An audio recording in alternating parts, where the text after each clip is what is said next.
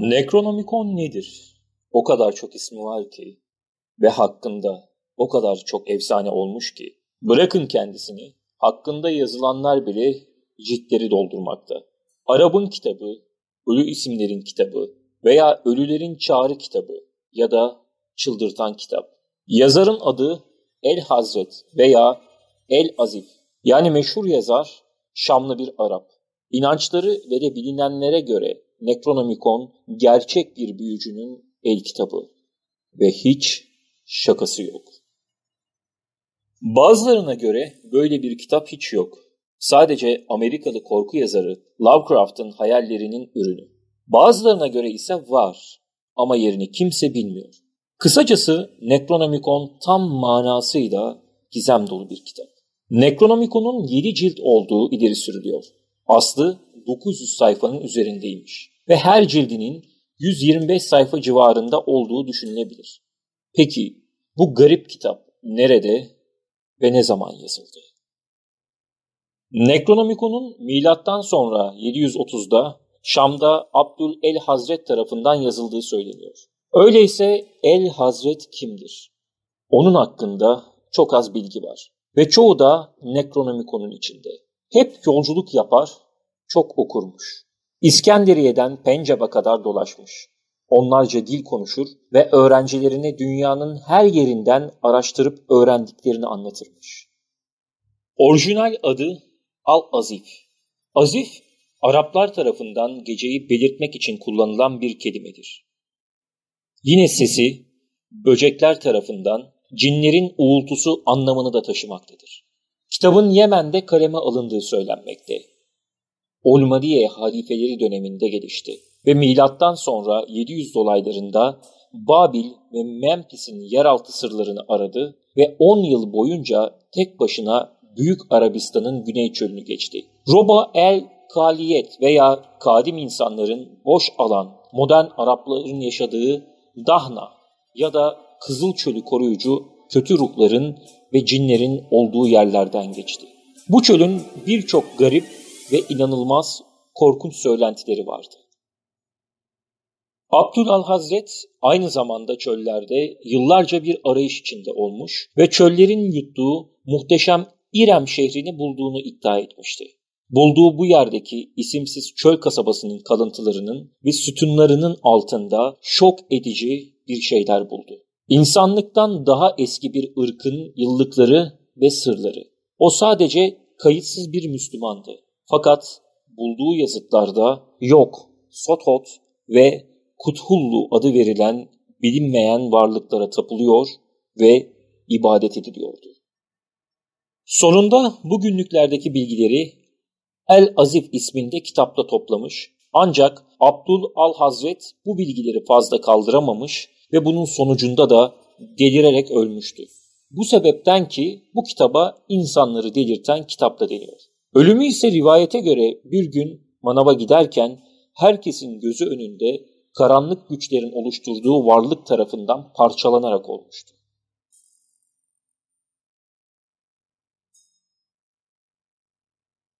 Kitabın metotları Herodot'u ve hatta Bruno'yu anımsatıyor. Nostradamus'un ünlü yüzlüklerinin ilk 2/4'lüğünde anlattığı metodun kaynağı uzmanlara göre Necronomicon'dan alınmıştır.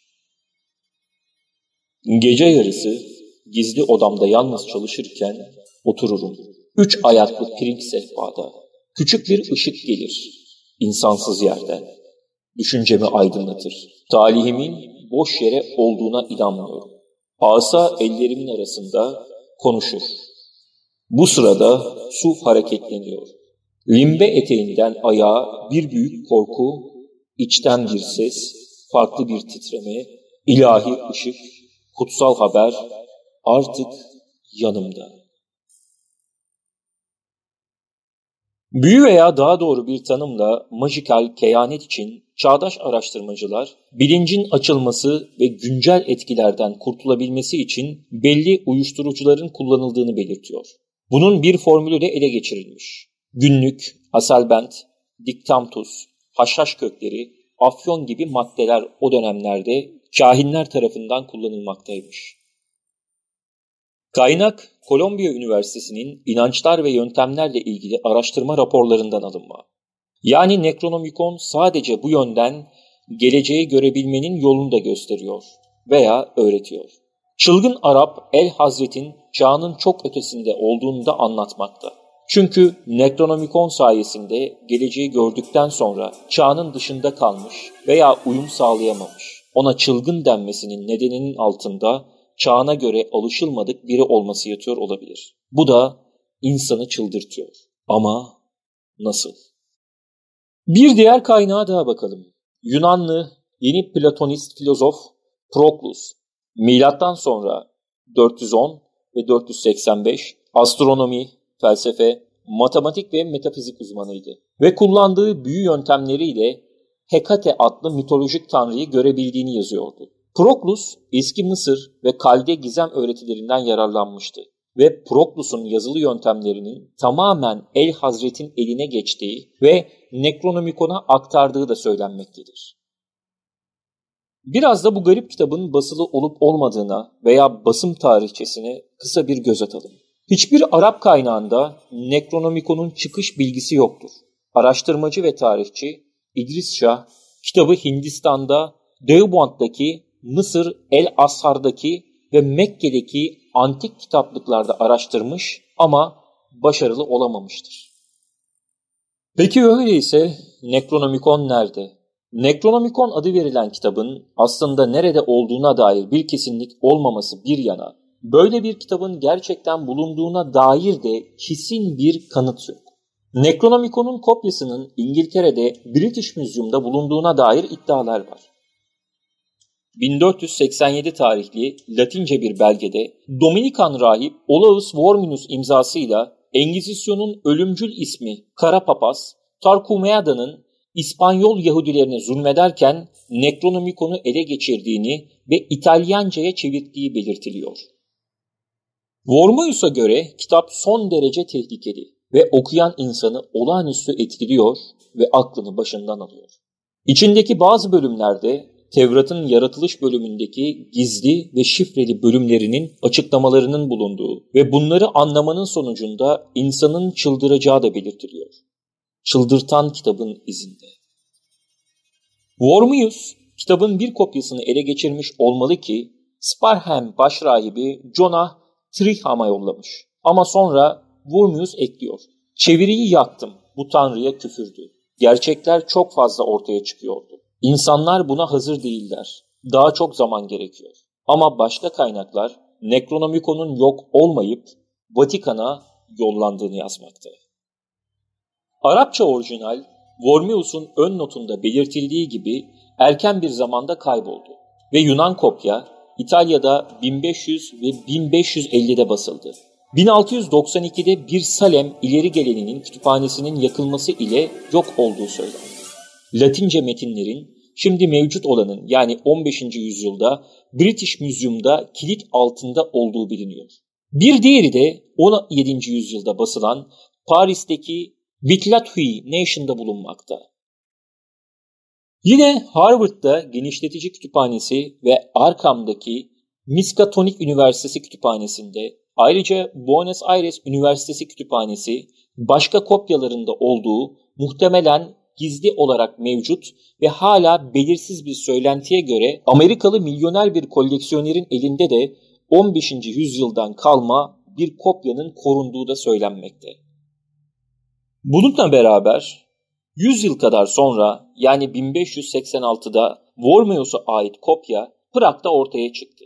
Ünlü İngiliz majisyeni Dr. John Dee ve asistanı Edward Kelly bu kez Necronomicon'u ele geçirdiler. Söz edildiğine göre Dee ve Kelly nekromansi denilen ölüleri mezardan kaldırma deneylerine ondan sonra başladılar. Fakat Dr. T tarafından yapılan çeviri asla tam kitabı oluşturmuyordu. Yalnızca orijinalden alınan parçalar vardı. Ama bir bomba haber daha duyuldu. Necronomicon'da simya yoluyla altın yapma yöntemleri de bulunmaktaydı. Dr. Dee Necronomicon'u İngilizceye çevirip Manchester'da Christ's College'a bıraktı. Sonra büyük koleksiyoncu Elias Ashmole ile Oxford'da Bodleian Kütüphanesi'nde yer aldı. ve şu anda Londra British Museum'da Necronomicon'un bir kopyasının bulunduğu müze kayıtlarında yer almakta. Hitler kitaptan yararlanamadı çünkü Necronomicon'un bilinen kopyaları kayıp görünüyordu. Bazı kaynaklar Adolf Hitler'in okült ilgisi sonucunda kitabın bir kopyasını ele geçirdiğini belirtiyor. Ama sonrasında bilinen bir şey. Führer'in sonu efsaneye göre Necronomicon'dan yararlanmışa benzemiyor. Dinin Bodleian Müzesi'ndeki çevirisi 1934'ten sonra yok oldu. Belki de Hitler'e giden kopya oydu. British Museum'da önceleri çalınmalardan söz ediliyordu ama bunun doğru olmadığı anlaşıldı. Wormius baskısı oradaydı ama nedense kataloglardan silindi ve yeraltı depolarına kaldırıldı. Hatta bir iddiaya göre çok değerli eşyalar klasmanına alınarak 1940'larda kraliyet mücevherleriyle beraber Galler'de özel bir şatoda saklanmıştı. Sonra tüm dünya kitaplıkları Necronomicon ile ilgili kaynakları ve belki de kopyaları saklamak için hep beraber söz birliği ettiler. Peki Necronomicon'da neler yazıyor? Söylenilenlere göre bu kitapta büyülere ait formüller, doğaüstü varlıklarla nasıl iletişime geçileceği, insanların yeryüzüne gelmeden önce yaşanmış Azatroth adı verilen dönem, ölülerle nasıl iletişime geçileceği yazıyor. Şu var ki bu deneyimleri yaşayan hiçbir kişi sağlıklı kalmamış. Ya ölmüş, ya delirmiş ya da ölene kadar ağzını bıçak açmamış. Özel işaretler ve semboller kullanılarak eskilere dair her şeyle iletişim kurulabiliyor ve kozmik bilgiler elde edilebiliyor. Ancak bunu yapmak sakıncalı. Çünkü insanlar taşıyabilecekleri bilgiyi edinmeliler. Fazlası zararlıdır ve istenmeyen olayları geliştirebilir. Yine bu kitapta Tevrat'taki yaratılış bölümüyle mitolojinin benzerliklerinin olduğu ve Tevrat'ın bunları gizlediği ve bu kutsal kitabın şimdiye kadar yapılmış çevirilerinin doğru olmadığı belirtiliyor. Ayrıca kitapta tufan öncesiyle ilgili inanılmaz gerçekler var. Ey Hazret kaybolmuş geçmişin iç yüzünü anlatırken Tevrat'taki yaratılış bölümüyle mitolojik kaynaklar arasında kesin benzerlikler olmasına rağmen Tevrat bunları gizlemekte. Ama Necronomicon geniş ayrıntılarıyla geçmişin ve dinlerin kaynağının iç yüzünü anlatmakta. İnsan ırkı dünyadan önce başka bir yerdeydi. Buna başka kürelerden gelme denmekteydi. Neo-Platonist inançlara göre anlatılan dünya benzeri yıldızlarda kendilerine özgün yaşam formları bulunmaktaydı. Bu yaşam biçimlerinin özellikleri kozmik hiyerarşinin evrim çizgileriyle belirlenmekteydi. Özel zamanların belirlenmesiyle ve özel semboller kullanarak eskilerle ilişki kurulabiliyordu ve onlardan istenilen kozmik bilgiler alınabiliyordu. O zaman geçmişe ve geleceğe hakim olmak mümkündü. Ama bu tehlikeli, hatta çok tehlikeli bir yoldu.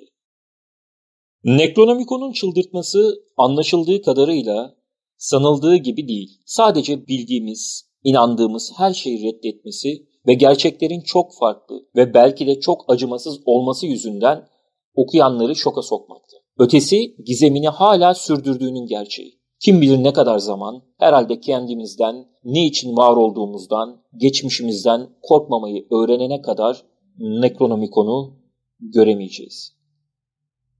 Londra'da British Museum'da olduğu söylenen kopyanın, yani ünlü İngiliz majisyeni Dr. John Dee ve asistanı Edward Kelly'nin çevirdiği Necronomicon'un bazı bölümlerinin kopyalandığı kısımlar bir şekilde araştırmacıların eline geçti. Fakat tam metinlere ne yazık ki ulaşılamadı.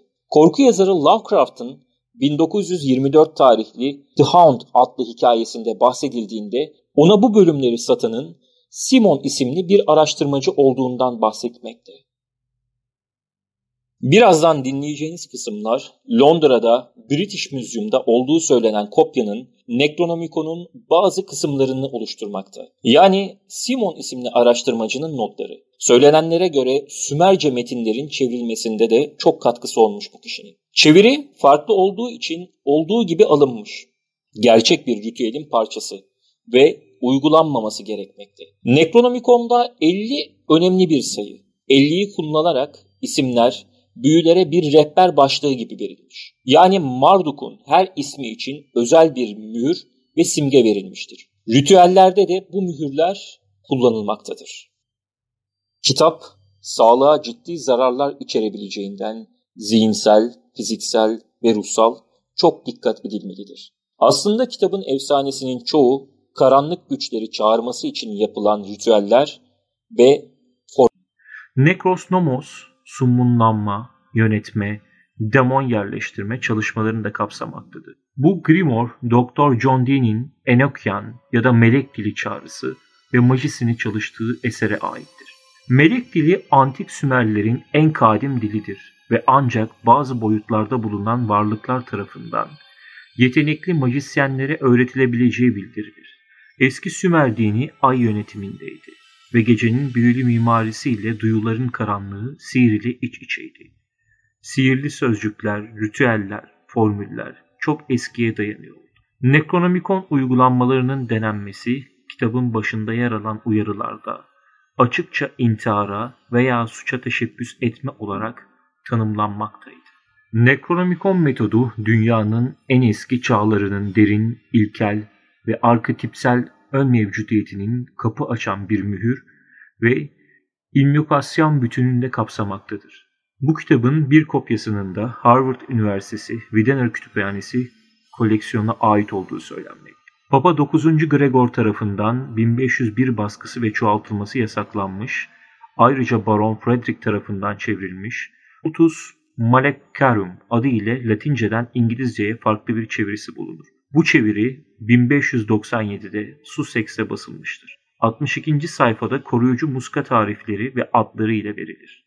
Ardından 4 elementin ruhları ile summunlama çağrısı eklenmiştir. Kötü ruhları ve cinleri yakan, gölgelerin ve deniz diplerinin ruhlarından korunmayı sağlayan dualar açıklanır. Ardından The Exorcism Great Azat Tooth gibi 4 ayrı defetme duası ve ritüeli, bu adlar ile anılan varlıkların obsesyonundan kurtaracak, karşı korunma duaları olarak sunulur. İnkantasyon adı ile verilen sihirli sözcükler, bedenimden uzak dur, onu terk et şeklinde emir ve yakarılarla Marduk, Enki ve Sameş'ten istenen yardımlarla sürer. Necronomicon'da bulunan 17 Mezopotamya varlık ve şeytanlar şöyle sıralanmıştır. Anu, Apsu, Anshar, Ea Enki, Enlil, Eres Kigal, Gılgameş, İştar, Kingu, Marduk, Nebu Nabu, Nergal ve Ninhursag'tır.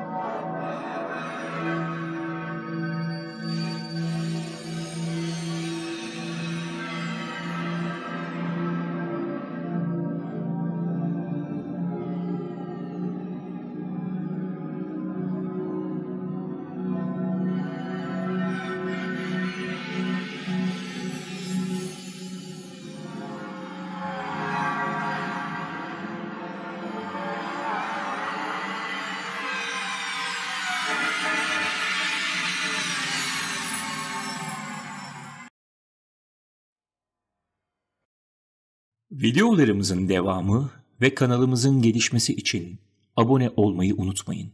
Ayrıca Facebook ve Instagram sayfalarımıza da abone olup pek çok farklı, gizemli konuları bulabilirsiniz.